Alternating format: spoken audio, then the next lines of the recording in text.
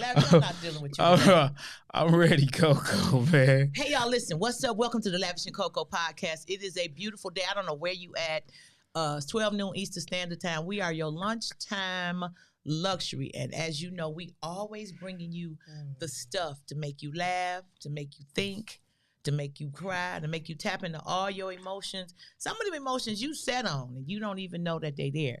So we going to tap into them emotions and all of that stuff because that's what we're here for. So Lavish being real nice today. I'm being real nice. I love your purple hoodie that you got on. Thank you very much. I love it. Thank you very much. Yeah. I'm going to have to get our guest to come in here at least once a month. Because as soon as she walked in the room, the energy just shifted and it became very sweet and aromatic and all of that stuff. So listen, she got to come once a month. Lavish it was like his whole everything. He was like, Let me hear you say, I love you and you love me. Barney. Yeah. We're the perfect family. That's why you like my purple hoodie. I got my purple on for royalty. Lavish, keep on. Oh man, You open game. So listen, we are sitting here with this woman is so amazing. Yeah, and let's go ahead and get Birdie. I didn't want to tell you. I want to let I you knew, listen, watch it later, but Lavish, I knew. You knew. Okay, here we go. We got to introduce our guest, Coco. Hold Save on. the shenanigans, Coco. Lavish, I know how you think. Save the shenanigans. We got a serious show going on. You see how I override that? It don't work. Because, see, I have a format that you don't have. What's that? I can get you back. I'm going to wait a couple days, and then I'm going to load the clip, and then I get you back. Or I'll wait till you at a show and get you back. Either or. It's a lot of ways now. Okay. But I ain't going to be petty. I'm going to get you a purple shirt. Because you always talk about stuff, but every time I see you on the street, you with a thick emotion yourself. Anyway, so listen. Yup, you got to be careful. You got to be careful. The streets are always watching. So anyway. This woman is so amazing and instrumental in my life. I've had the pleasure of working with her off and on for quite some time. I watch her. I keep up with her because she does so many amazing, amazing things. And she is part of an amazing event that is coming up on April the 1st to deal with something that we really don't understand. We don't understand it. We feel like it's supposed to happen the way we think it is supposed to happen. We don't know what to say when it happens. So we here with my friend, my confidant, my sister in love, Dr. Portia Lockett. Hey, sis. Hey. How you doing, Coco? How you doing, Lavish? I am doing good, and I'm so glad that you are part of this event because the event is dealing with grief. Yes. So first of all, Permission to Grieve Day. So it's a whole day that's dedicated to grief. Yes. Let's talk about that. Yes. What? Let's talk about that. We're going to slide this up a little bit. Lavish, pull that up. You stronger than me. Okay. Get that up there.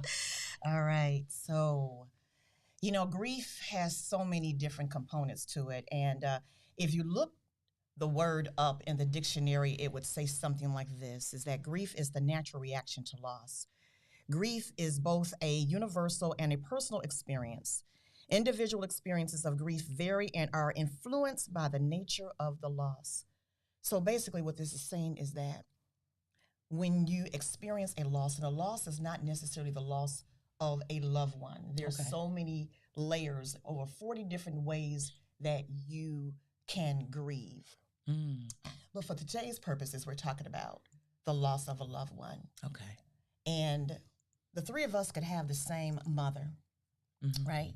Okay. And mom passes away, right? Mm-hmm. But all three of us had a different relationship with mom. Right. And so we're going to grieve a little bit different because Coco, you're the baby of the family, all right?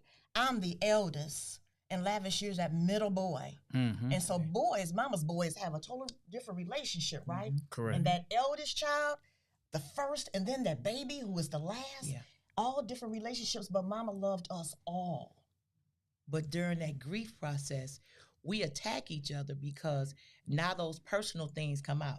You the oldest, you think you run everything. He the middle boy, she treated him different. And I'm the baby, and I feel like I'm supposed to have whatever it is that I think I'm entitled to. But it's all okay, right?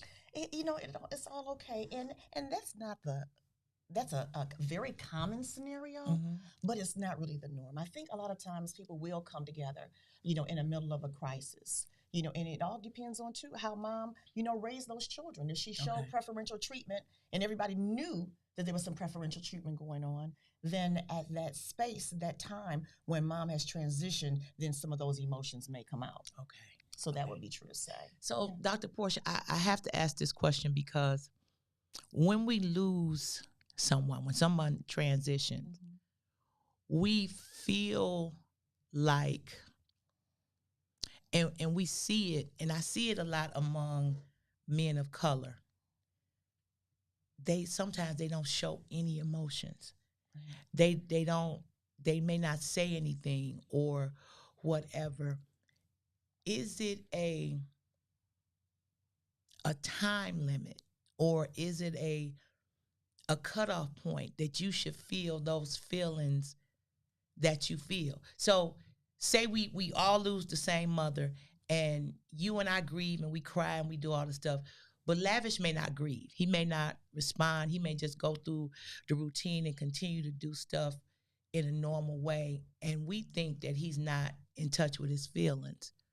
But in actuality, that's how he copes, correct? It could be.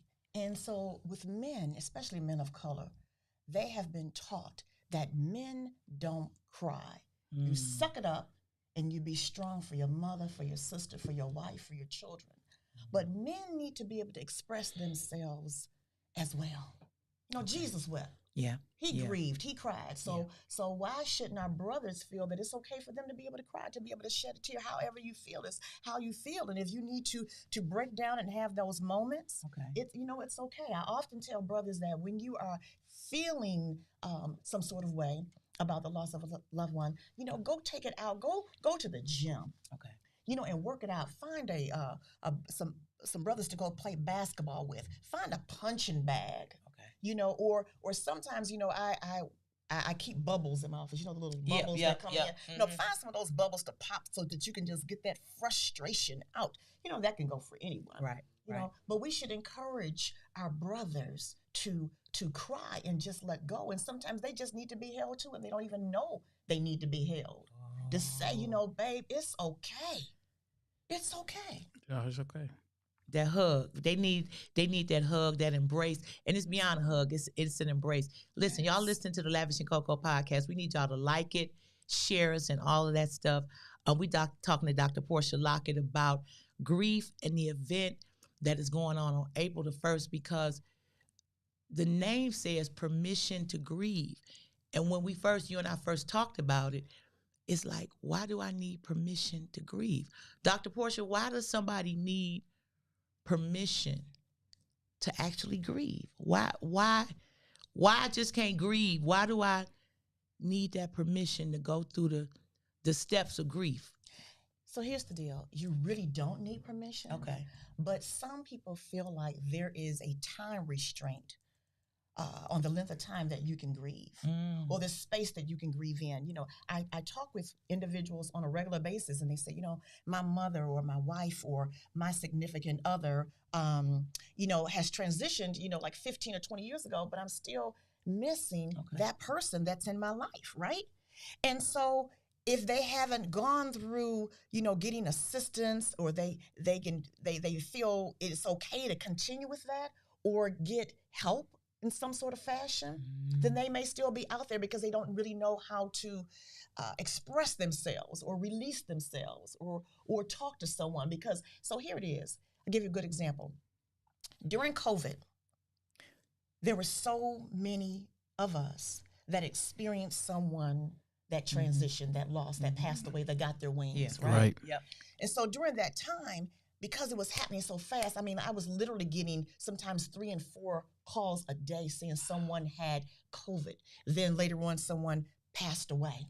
So it was constant. If you think about it, the funeral homes couldn't even keep up. No, they couldn't The keep up. morgues were packed at the Yes, hospitals. yes. And, we heard the stories about the boxes where they Yes. were holding. Mhm. If you can imagine being in that space where you had a loved one where you couldn't celebrate them like how we do as Yeah. African Americans. Oh, we know yeah. how to send our loved ones Right. off, Yeah. right? Yeah. So that whole episode of celebrating your loved one had to be on pause. It had to be on hold, right? Wow. So when do I really get a chance to grieve? Should I grieve now? Do I have to wait on grieving? Mhm. And society has told us, here's your 2 weeks. Next. Because now we got to take that chicken dinner. We got to take that gift card to somebody else because you've had your 2-week period. Right. It's time for us to be able to move on. But I'm not ready to move on. Wow. I'm not ready to move on. So what do you tell that person? I don't think you can tell a person anything. I mean, that's just my personal opinion. Mhm. I don't think because you cannot, that person cannot explain to you how they feel, and you understand how they feel. So you trying to tell them anything about dealing and coping with death, you can't. You're right. You can't. Because your feelings are different than my feelings, right? And It's- we show them differently at different times. Absolutely. Some people, they bring their feelings and their emotions out and they grieve immediately. Right. Some people might not grieve for a year later. Absolutely. And it just comes out of the blue. Some people, and I use myself, Sure. you're so occupied and you're so busy that you can't grieve because you're constantly moving. But as soon as you slow down, now you have so many different thoughts going through your head and you're replaying everything, and now you're like, wow. So And you're grieving. You're right. And it also depends on the circumstance. Mhm. So what if you had a father that was never present? Period. Mm.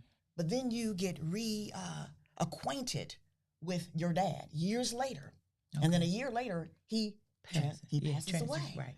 So now you're grieving the fact that I never had my dad in my life, but now we've hooked up and we're developing this relationship and now he's gone, right? Mm. Or you may have a situation where we've been together for a long period of time and we decide to go ahead and get married. And now that we decide to get married, and then you discover that someone, your loved one, has breast cancer or some type of cancer, and it's a gradual journey. And then now stage 4 has come into place and now that person is gone. So all these different situations will determine how that individual may possibly grieve. Right. Yeah. There's a lot of anger that comes into places like, wait a minute, I've been doing all the right things. I went to church, I prayed, I did everything that I was supposed to do. And so why me? Why not take out one of those buckethead brothers out on the corner that is not doing anything, standing on the corner, drinking and doing whatever. But you decided to take my child who had a scholarship to college or at college. No, those are thoughts. I mean, people think that. I mean, you see it in the movies, you see it on talk shows.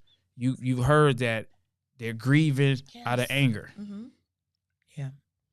And you don't know what to do with those emotions. Before we started, I mentioned the fact that this time of year, it reminds me of my mother because she loved tulips. Mm-hmm. So this time of year would be the time of year that, as it get a little warmer, her tulips will start coming up in the front yard. So this time of year we think of Easter and Mother's Day or whatever, but I always think of tulips. So when I see tulips, I think about her. But I grieve my mother twice in terms of I grieve her physical loss and her physical transition. But before she passed, she started dealing with the early stages of dementia. So that part is you start to lose that person emotionally and mentally, but they're still physically present. Right. So it's a part of you that always wants to redirect them and correct what they're doing. But we do that because we don't like to see this person my mother started calling me her sister's name. Mm-hmm. And she started talking about, go get the dog, bring the dog in, go get Wimpy. She had a dog when she was a little kid named Wimpy. She'd be like, did anybody go get Wimpy? Wimpy's still outside. Open the door so Wimpy could come in. And if people heard that, they'd be like, who is one? I said, Wimpy was a dog she had when she was a child. And she would call her older sister's name. And I would have to answer her and be like, huh? She'd be like, oh, okay, I'm just checking to make sure you was here. And it was hard for me because I wanted to say, Ma, I'm not your older sister. I'm your daughter. But it wouldn't have done any good for her or me because in her mind, I was her older sister. So it's like I'm dealing with that part, losing her emotionally and mentally. And then I'm also watching her illness and it became more debilitating. So that becomes a challenge. And like Lavish said, when she passed, I went into, okay, I got to do this. I got to get this. I got to make sure this is done. I got to do this. Let me do this. And you go into that mode. So my mother's been gone for over 10 years. But every now and then, I don't want to say I re-grieve, but the grief is continual. Because with the tulips, I'm like, Or it's little bitty things like she used to always get mad because I would eat greens and I could eat greens without cornbread. Dr. Portia, that would make her so mad. She said, I don't believe you cook greens and you ain't make no cornbread. I said, Ma, I could eat my greens without cornbread. She would be so angry with me. She said, you make me some cornbread? I said, I did. She said, well, you want some cornbread? I said, no, Ma, I can't eat it like that. That don't make no sense. How can you? And so when I eat, even now, you can still hear her voice. I hear her voice like I disrespected the world because I could eat greens without cornbread. It's such a disrespect to her. Like, but those are little moments that I have that bring those feelings back. And as I get older and I learn how grief deals with us. Yes. So let me ask you this. So right now, Coco, what do you do to honor your mother? You know, just to keep her memory alive, because there's a African proverb, and I can't remember exactly, but it says something to the effect of this: that as long as you continue to call out Mama's name and the blood runs through your veins, she still lives. She does. Right? And so I what do you do to honor her? We talk about her. So myself, my daughter, my grandson, and other family members, when we get together, we talk about her. And we talk about like the episode with the greens. And then I remember she wanted ham hocks, but I had started using smoked turkey. So I remember one day I had made her some greens and took them to the house. And she was eating. She said, these greens are amazing. They taste so good. Da-da-da-da-da. And she ate them. I'm talking about ate them. She ate them old school with the hand, with the fingers. You know how they do with the fingers. And she ate them. And then she said, how did you get your ham hocks so tender? And I paused. I said, Ma, that's smoked turkey. Portia literally, she was like, I don't believe you did that to me. She acted like I had poisoned her. So we laugh about that whole thing. But when that happened, I said, Mama, you didn't know that wasn't ham hock. I don't believe. She got on the phone and called her sister. Because they called me Guinea. Girl, let me tell you what Guinea did. I asked her to make me some greens.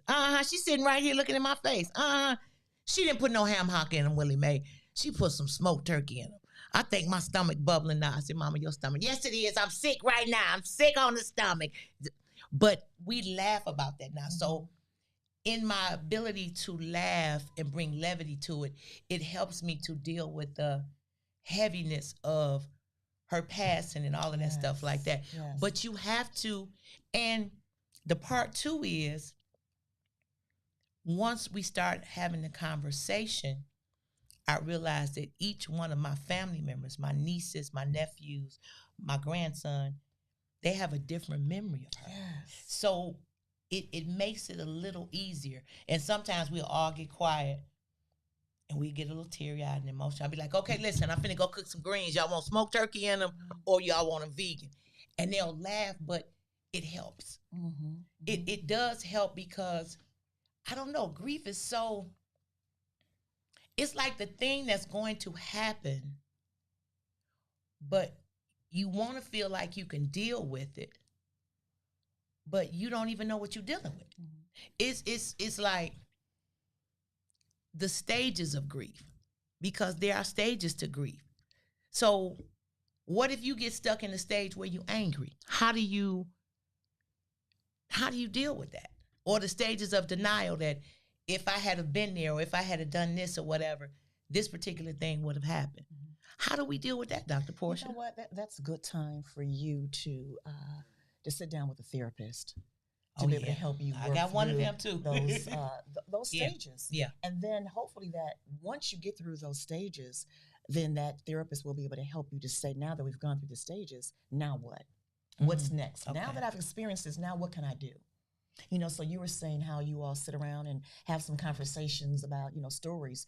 Something that may be doable within your family is if everybody had a picture of the entire family together with your mom, or individual pictures with mom, then let everybody write their story out and then put them inside of a book or a folder for the next generation, so those stories won't get lost.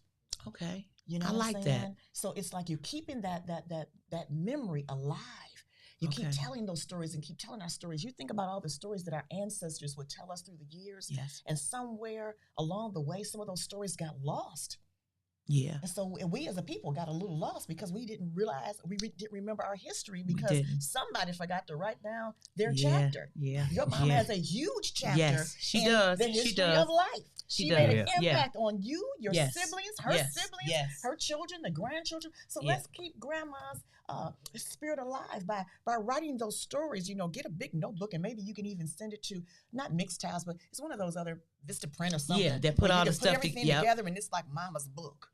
So when everybody comes over, everybody can have a copy. And we could do videos too. Absolutely. We could do the video part, and it's so easy to do the video. I didn't think about that. Yeah. That is a good way to 10, 15, 20 years from now to go back and see that and to tell the stories, because there's so many stories. My mother was born in 1930 in Alabama.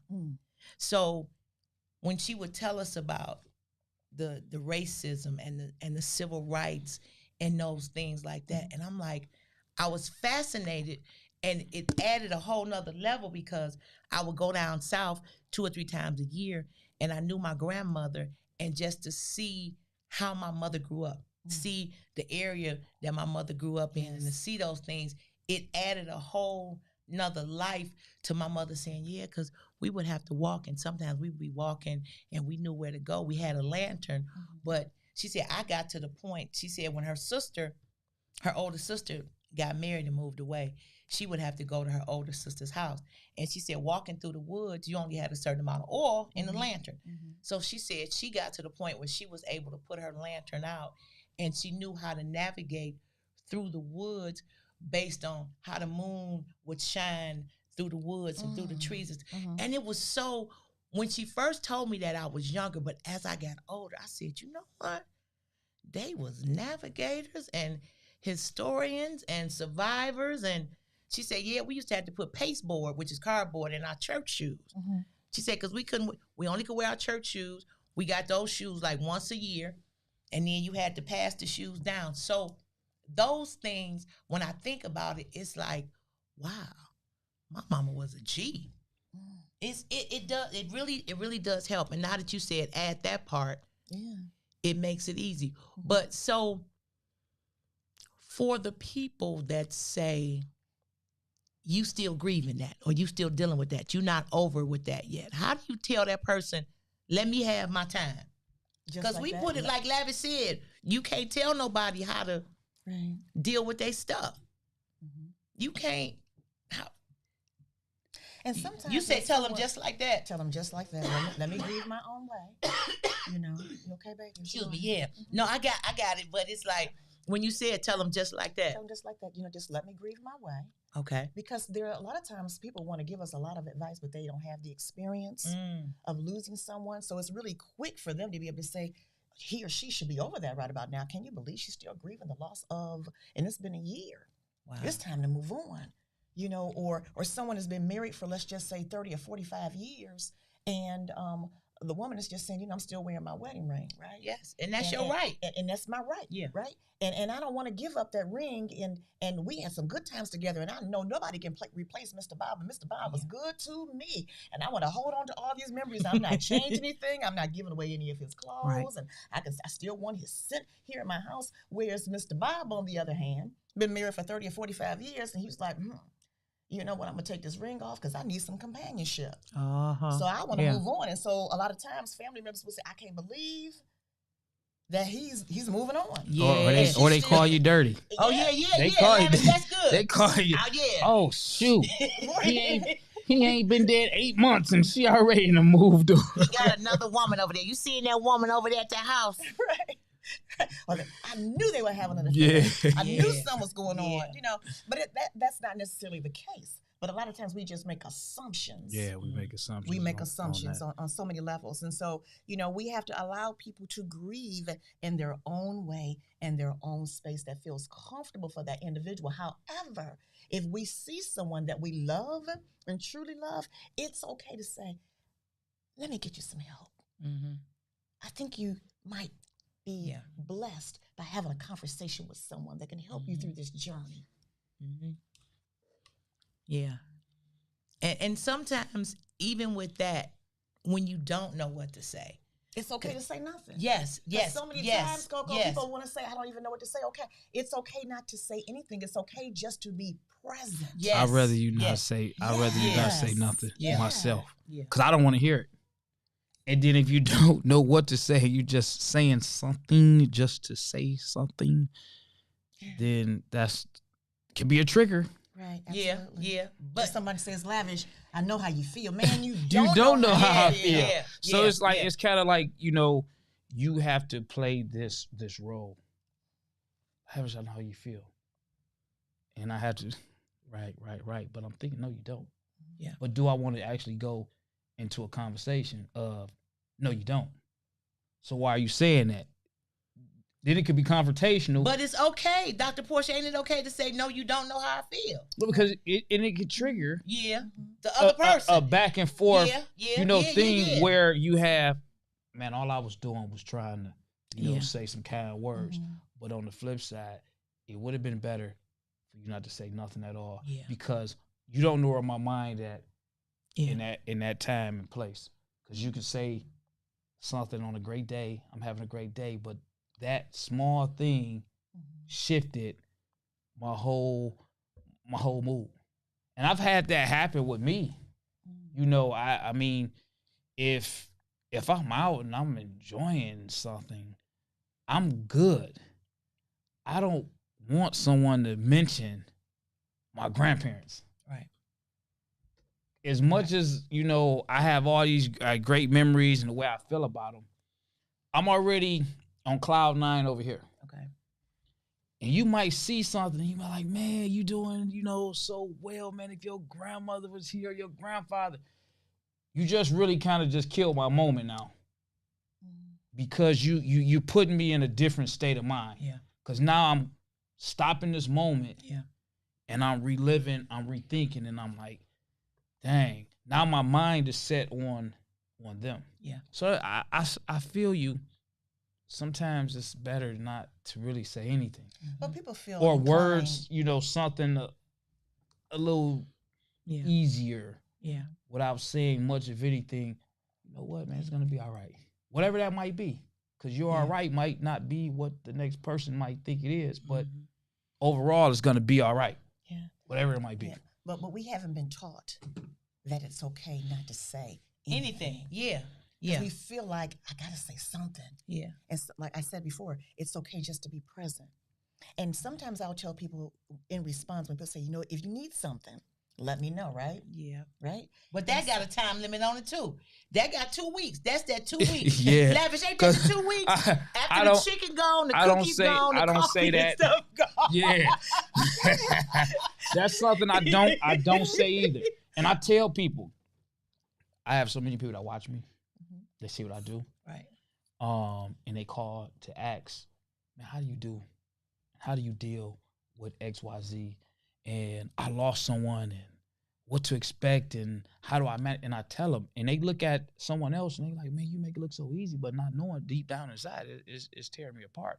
And I tell people, be prepared for XYZ. You're gonna have people, oh man, if you need something, block that out. It's not gonna happen. You say shut that down. Yeah, shut it down. Don't even put it in your mind, because again, that's just something that someone says But because they what, don't have Lavish? anything to say. Some people really mean it. Just a few. Well, so here's my response. When people say, if you need something, let me know. So sometimes you don't even know what you need. You don't. Right? So a good response could be, whatever God places on your heart to do would be well accepted, right? Or if you were in this space, what would you need? Right. And that's probably what I need too. Yeah. Yeah. You know, you can kind of put it back on that person. Yeah. And like you said, sometimes just being present, like for my friends that have had loss, I'll call them like, what you doing? They be like, I ain't doing nothing, blah, blah, blah. I'll be like, listen, you want some company? They be like, yeah. And I've gone to their house, and I went to their house, and I started washing dishes. Yes. I started washing dishes. Then I washed a load of clothes, and I dried them, and I folded the clothes up. And I didn't bring up the loss, but just being present in that space, just washing the dishes. And then we moved from washing the dishes to cleaning up the bathroom, and just little bitty things that because of their hurt and pain, they're not even thinking about that. So just doing those things, or just okay, let me do this and blah blah blah. You got something to eat at your house, girl? You ain't got nothing to eat at your house. I'm gonna stop and get us something to eat. And even if you don't even bring that situation up, if you just there. One of my friends lost her father, and I went over her house, and she was in the bed. So she said the door open. I got to the house. She said the door open. I came in there. I stopped and got her something to eat, and I set the food down, and I literally went and got in the bed with her. And it was like two little girls. We giggled and kikied and kick, or whatever. But it was a release for her. She was like, what you doing in my bed? I said, girl, listen, I went and got some food. We going to sit here. And we talked about something. But when I got ready to leave, she said, you know what, sis? Thank you. Yes. I said, girl. She said, no, really. She said, because everybody, I said, listen, I know everybody been calling you, because when they would call her, they called me like, she ain't answering the phone. And I called her. She said, you know, I want to answer my phone. I said, you at home? You want something to eat? And I just went over there and just got in the bed. I didn't ask nothing but what you want to eat. And I went and got some and got in the bed. So sometimes you just have to do what you would want done for yourself. Absolutely. I think that's it. So I got a couple more questions, and then we got to talk about this event. Right. Dr. Portia, what are the different stages of grief? So I really don't like answering that question. I know. But, you know, when we talk about it, you know, you have acceptance. Okay. Just accepting the fact that you have lost a loved one. And some people may go through a period of denial where it hasn't really hit yet, you know, especially if you have a loved one that is long distance, you know, or someone that travels a lot. I heard somebody say yesterday, well, I'm just going to pretend like that person is on vacation or traveling, you know, away at school, and we don't talk that often. Okay. Then you have the periods of anger. Okay. You know? So when you're going through all that, and I said all that to say, is as once you even go through the stages, if you go through the stages, that's good. What do you do next? Because again, everybody is different. Everybody's different. And so when people look at me, for example, and they say, you know, Portia, I don't know how you do what you do. You know, you lost your son. Your son passed away. How do you handle yourself? And my answer is, I have intentionally said to myself that I'm going to celebrate the 28 years of life I had with him, as opposed to focusing on the next 28 years that I won't have with him. I'm focusing on the fact that he left me a little piece of him here, my granddaughter. Right. And so all that energy, I'm sowing it into her and making sure that she knows, you know, who her daddy is. What I do intentionally is help others heal, offer them hope, and hold their hearts as they're going through their grief journey. And that's what gets me through, knowing that I can make an impact on someone else. That helps me. And so that brings us to the event that takes place on April the 1st. Because this right here, and Lavish and I always talk about the stuff that people come to us and they got this going on or whatever. And Lavish will call me, and I don't know why he be whispering. So Portia, this what she talking about, man? Why I be whispering? What she talking about? He'll call me like, hey, listen, you know, so and so and so and so. I'll be like, yeah. well, they reached out to me. I said, why are you whispering? He was like, I don't know. So I'm laughing like, why are you whispering? He said, yeah, they reached out to me and they got an event going on. I said, well, he said, no, we ain't. Never mind. So listen, I'm like that old, that old school. You remember that uncle? I remember that uncle. That's how they used to talk. So I relive what I was around. Absolutely. The uncle, they be like, hey, come here. Hey, so listen, man. Your mama upstairs, she don't want you to have none of these cookies and snacks. Right. But, dig this here, right here, man. I want to go up here. I want to go grab you a little bag. And I want to give it to you, but you make sure you go to your room because I don't want you to get caught with it. But that's just how you call me. So when I talked to you, because I saw you New Year's Eve at church, when you reached out to me, I said, hey, Lavish, listen, we got it. It's like, okay. So this event is so necessary and so important. So let's talk about the event. Let's talk about. So another thing that I did is when my son transitioned, and I kept hearing God say to me, I'm going to get the joy out of this. I'm going to get the glory out of this. And I'm like, okay, what? You going to get what? Out of losing my child? Right. I talk to God like I'm talking to you. I'm like, God, come on now, right? Really? Right. And so we were told to start the foundation, the Azel Benet Lockett Foundation, to help you heal, offer you hope, and hold your heart. So what does that mean? It means helping other people through their grieving journey. And again, everybody grieves differently, So some people may say, I don't even know the first steps of grieving, or I don't even know the first thing to do when I lose someone. So we try to partner them up with funeral homes that we've partnered up with. Okay. Or I may need some therapy. I need somebody to talk to. So we have a group of therapists that we can refer them to. Some people may say, you know what, I've been contemplating, doing something to myself. So we'll refer them to places like, Wayne Integrated Health Detroit Wayne Integrated Health Network to be able to get that help.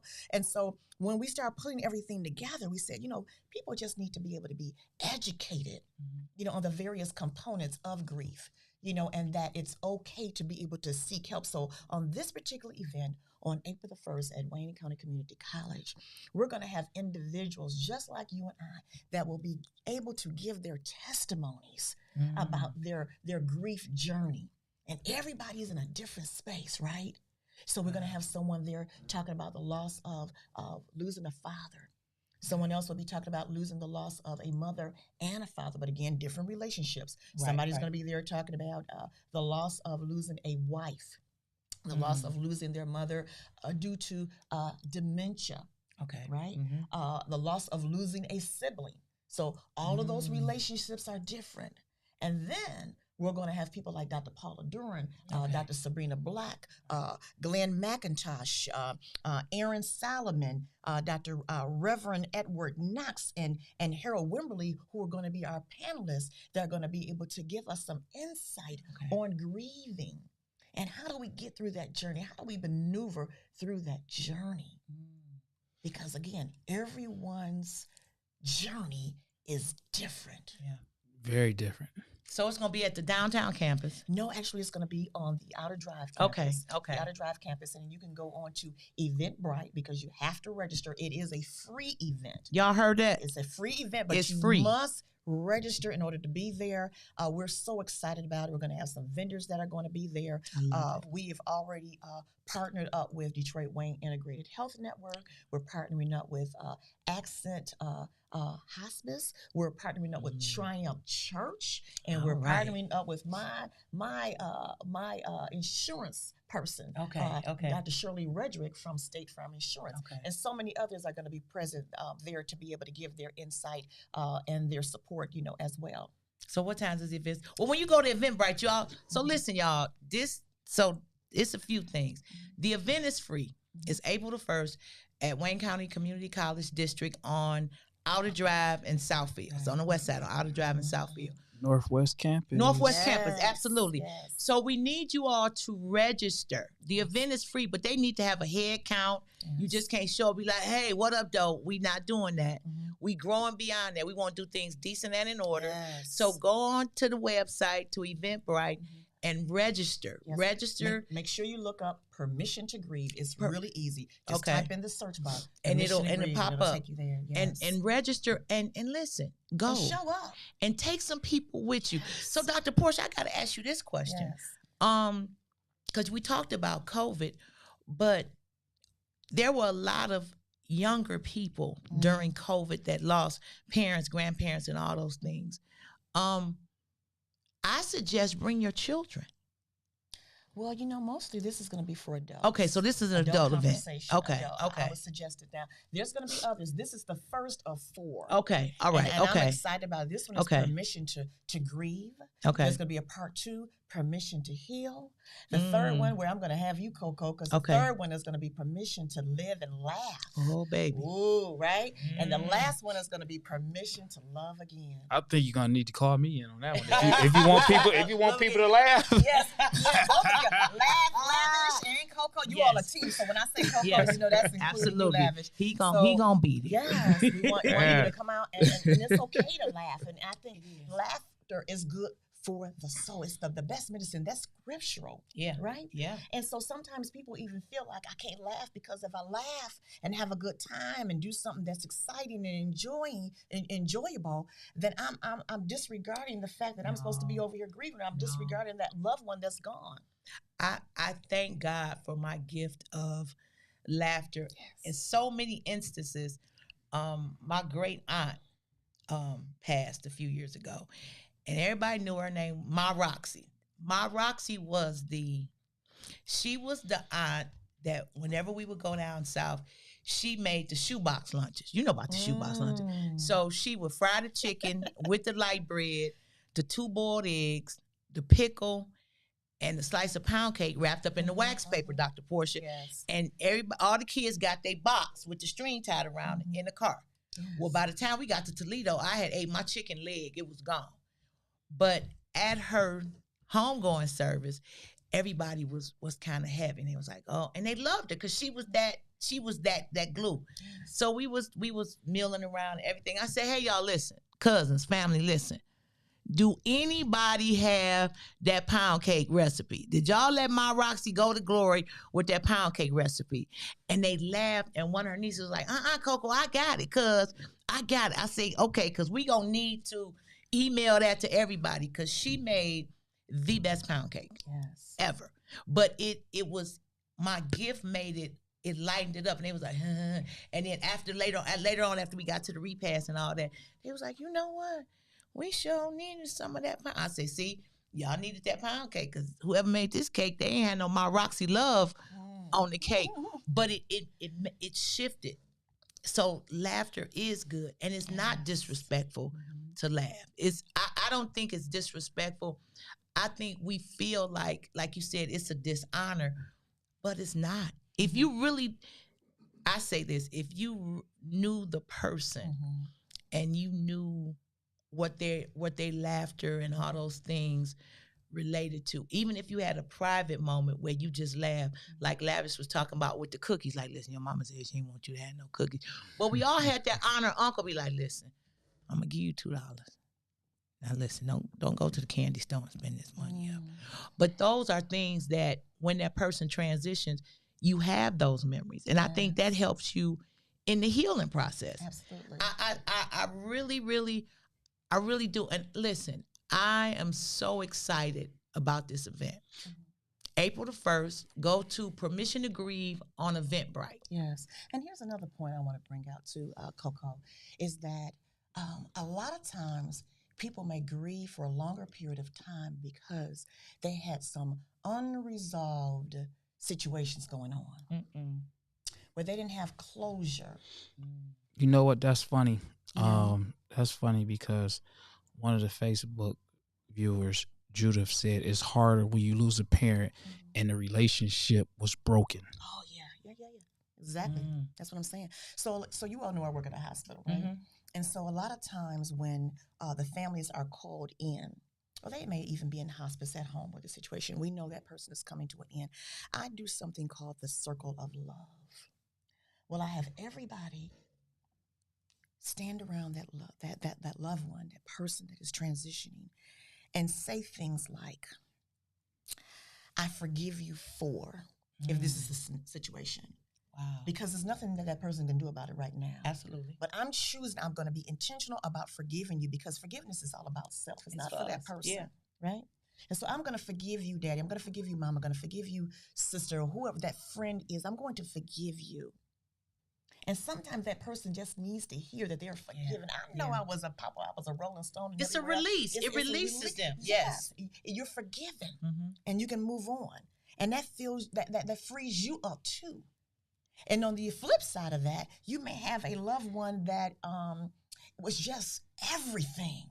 And so again, you have that circle of love where you're going around and you're saying, you know, Mom, this is what I love you. I'm going to miss you. But what I'm going to hold close and dear to my heart is the fact that you taught me how to cook those greens. Yes. The fact that and the cornbread with the cornbread. You told me how to hold my head up high and be a queen. You taught me how to, you know, start my own business. And so everybody's going around saying, Grandma, this is what I'm going to hold close and dear to my heart.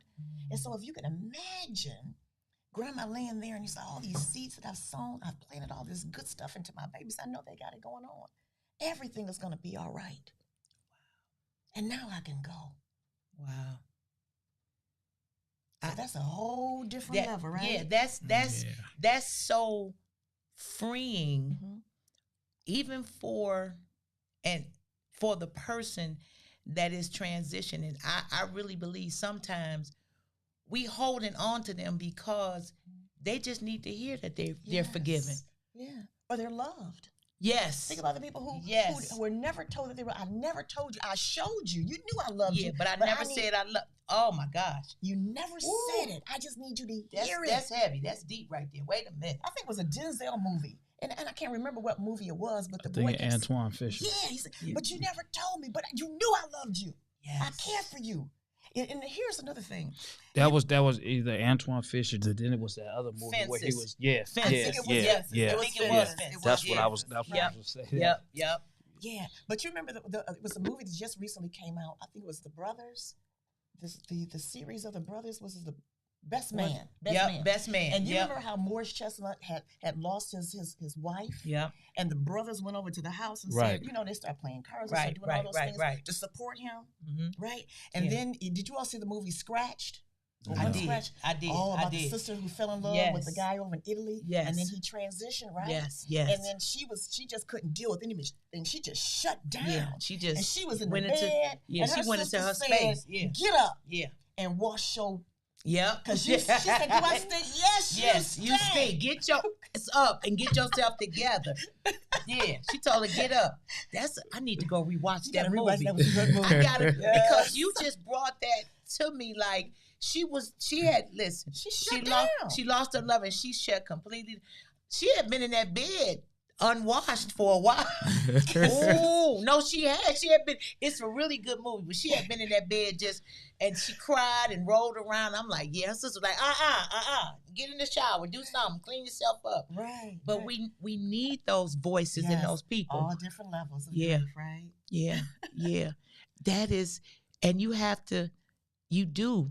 So it's the person that is actually in the active grief process, and then it's the person, and you are actively grieving because this is your relative or whatever, but it's the person or the friend that may not, they experience the loss, but it's different, but you are sort of shadowing that person because they're your loved one too.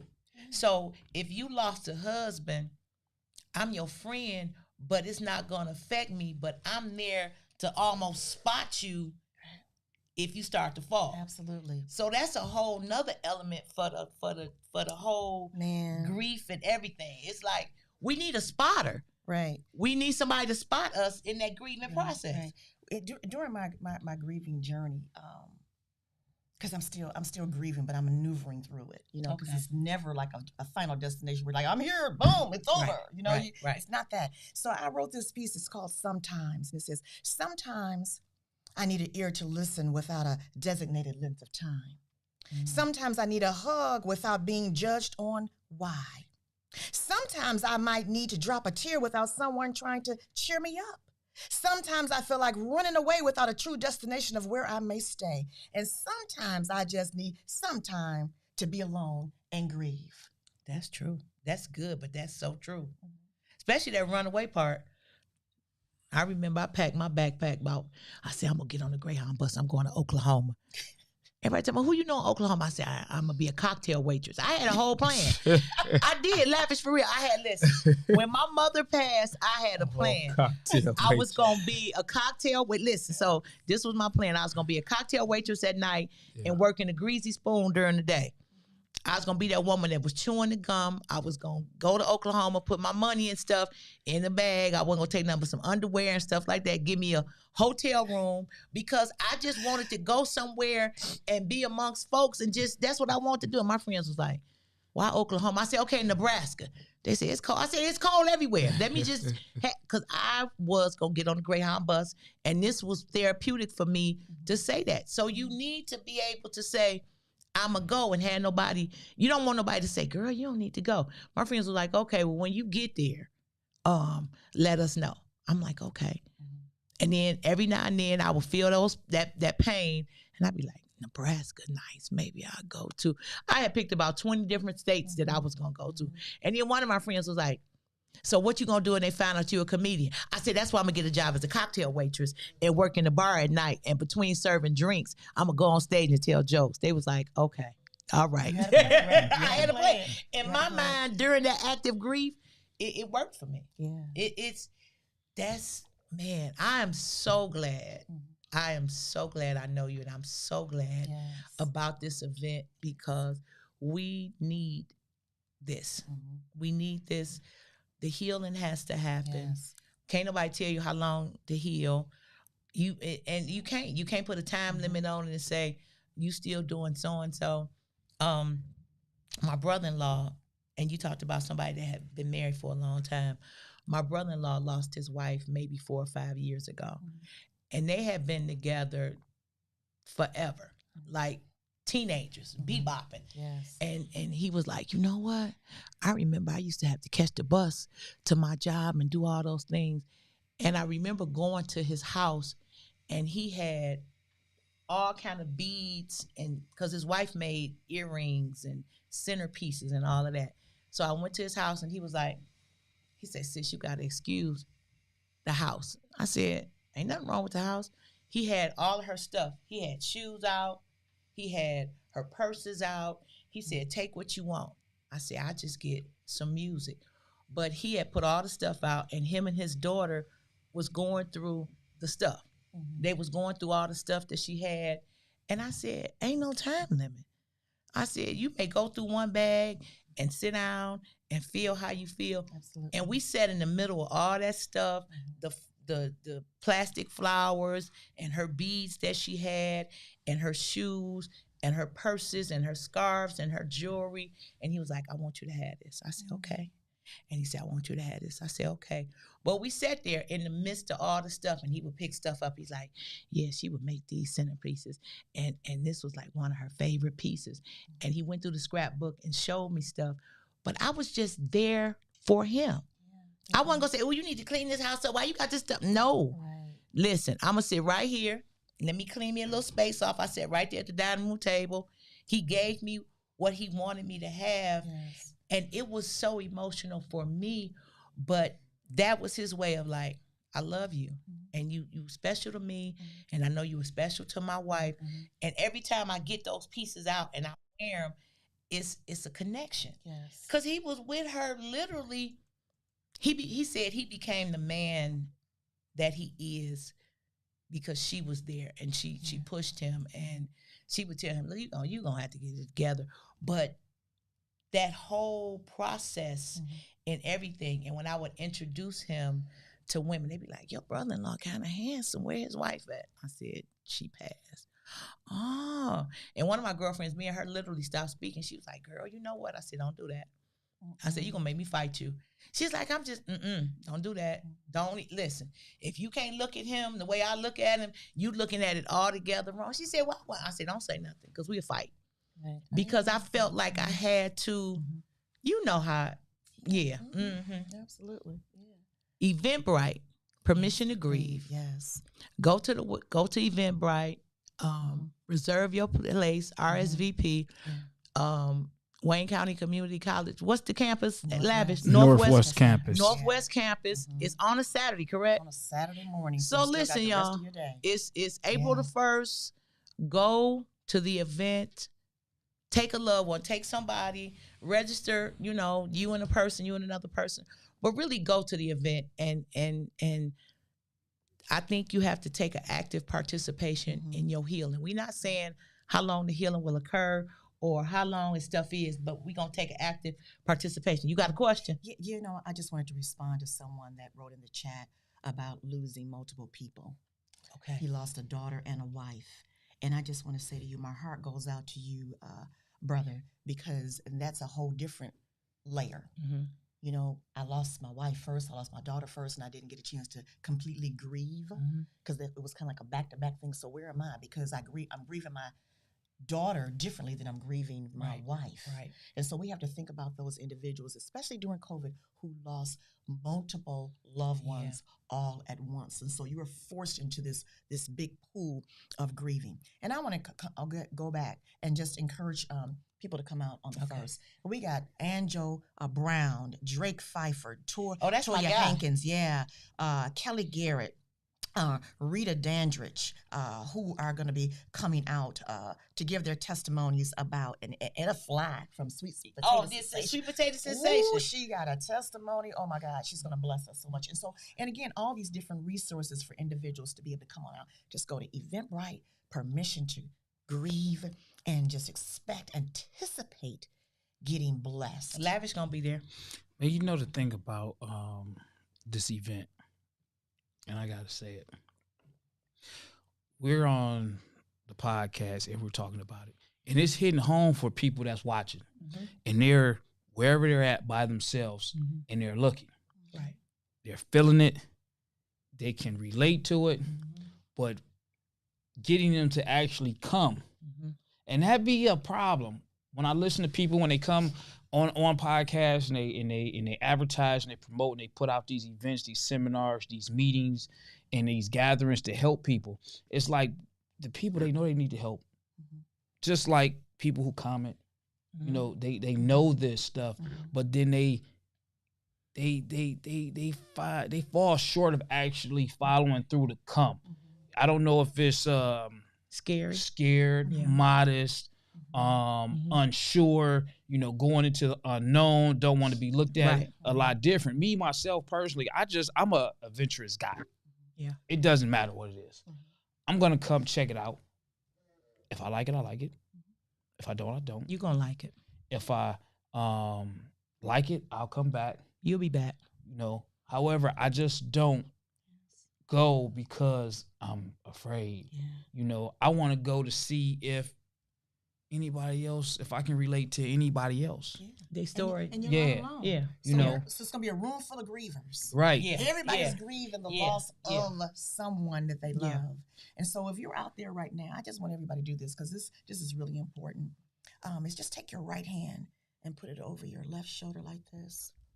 And take your left hand and put it over your right shoulder like this and just give yourself a hug. Man, look at that chest sticking out. You talking about your workout. Everybody needs a hug, and sometimes we just have to pause for the cause and give ourselves a hug. Coco, keep your eyes open. I love myself. I love myself. I love myself in order to help myself. Open your eyes, Coco. It's good when I close my eyes. No, I don't want you to close your eyes, Coco. Let me close my eyes and let me rock with mine. No, sit still, Coco. So Lavish, the good thing is the way the event is set up is if you're in the audience, everything is set up where all you have to do is show up and listen. You don't have to say anything unless you want to. You don't have to share unless you want to. But every layer of grief and the process, especially with Dr. Paula Dern, because she deals with dementia and caregivers and Alzheimer's and all of those things. So all you have to do is show up. You show up and you present, and I guarantee you, listen, I'm going to say this because I know 99.999% of the participants. I will say this, and this is how confident I am. 100%, I'm going to give it 100%. Go to the event. Go to Permission to Grieve. Go to Eventbrite and go. And I guarantee you that after you leave the event, go in my DMs. I'm Ginger Hudson on Facebook. I'm Coco the Comic on Instagram. And just share a little bit about your experience. If you put your name, when I talk about it the following Tuesday, I'm not going to mention your name. But I guarantee if you show up with an open heart and a mind, and an open mind, it will be a level of healing that will take place. And I'm not going to say it's going to be, I'm not going to say to what degree, but I guarantee you, and this is on everything that I love, if you show up in that space on April the 1st, I guarantee you it will be a level of healing that will occur. I promise you that. That's on Mary Had a Little Lamb, like the guy used to say on Instagram. I'm putting that on there. Now, if y'all don't believe me, show up. I want to eat some lamb chops. Let's be present. I ain't cooking. Dr. Portia, I thank you for coming. How can people follow you on social media? Oh, yes. Amen. So if you go to Instagram, and you can follow me on Instagram, Portia Lockett, that's Portia. Lockett, Lockett. That's on Facebook and Instagram, and on LinkedIn, I'm Dr. Portia Lockett. And you can also go to the Azel Benet Lockett Foundation. .org and check out the website. We just launched it September the 9th of 2022, and we're growing, and we are intentional about helping you heal, offer you hope, and holding your heart in your grieving journey process. And know that you are loved. And I'm going to speak this over the event. You're going to have some people come from out of town. Amen. Yeah. I receive that. Toledo, Cleveland, because the people that follow us and watch us, we're going to have some out-of-town folks that's going to come in because we have to heal. And to the men that come, men come with an open heart. It is a totally judgment-free zone. In every aspect, they're going to have therapists there, and they're going to have members of the clergy there, and they're going to have all the people that need to be present in your healing process. And if you have a question, we're going to have index cards. So what you talking about? Somebody told me to do that. Listen, baby. Somebody loves you, baby. Yes. So you ain't even gotta be put on the spot. You can write your question down on the index card and slide it to somebody, and you good. Dr. Portia, see, that's why you my sister. That's right. I listen and learn. Listen and learn. Yes, but oh my gosh, I love it. So there you go. All you have to do is show up. Everything is right there. Show up. The knowledge is there. The information is there.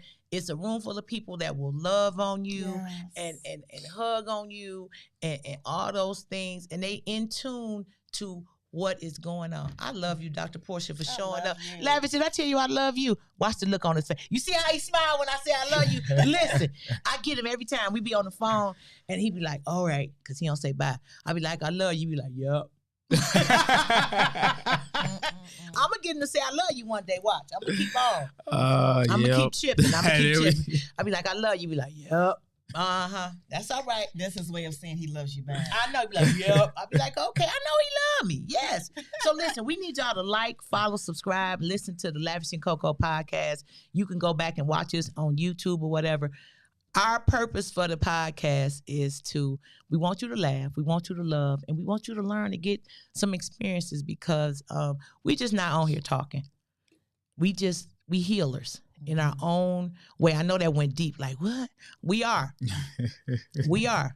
I got to do this extra plug. Okay, go ahead. One extra plug. Yes, go ahead. Somebody out there may be saying, I'm not only grieving the loss of someone, but that person took care of my finances. Ooh. And I don't have any money coming in, and I need a job. Ooh. Detroit Area of Aging Agency. I love is going to be right across the hall having a career fair. So that's a double whammy. Come and get healed, come and get a job. Listen. I love that. Let me tell you something. No, listen. They like people like, Coco, you love everybody. No, Detroit Area on Aging, they help the seasoned saints, because I call them seasoned saints. Yes. But they help everybody. But if you're looking for a career change, and when COVID happened, the seasoned saints was trying to figure out how to use a computer and all that. So all the stuff that you need to learn being a seasoned saint, or if you ain't a seasoned saint yet, they have it. They got resources, job fair. you know, you saying, Coco, I'm 60, I need a job. They got you. That's right. Detroit area on agency agent been around a long time. Go listen. Go get your blessing April 1st. I love y'all. Love you. Lavish, can we go home now? Yeah, we can go home, man, because I got stuff to do. You always do. I got stuff to do. He got stuff to do. Listen, catch him on the street, holler at him. He been working out. He look like a rooster, baby. That chest getting big. What we gonna do with him this summer? Please tell me you gonna have at least a wife. I don't like to say wife beat. You gonna have one of them tank tops on. No, I like to stay covered up, Coco. You just see it. You just see it through the clothes, and I like to stay covered up. Oh my goodness! Thank y'all for hanging out with Lavish and Coco. Thank you, Dr. Portia Lockett, for coming in. Permission to Grieve. Go to Eventbrite and go get your blessing. It's your time. Okay, I had to say that. Thank you. Had to say that. All right, y'all. Man, we gonna check y'all out next Tuesday, 12 noon. See you, Lavish and Coco podcast. Hit us up on our social media links. Yes. We are out.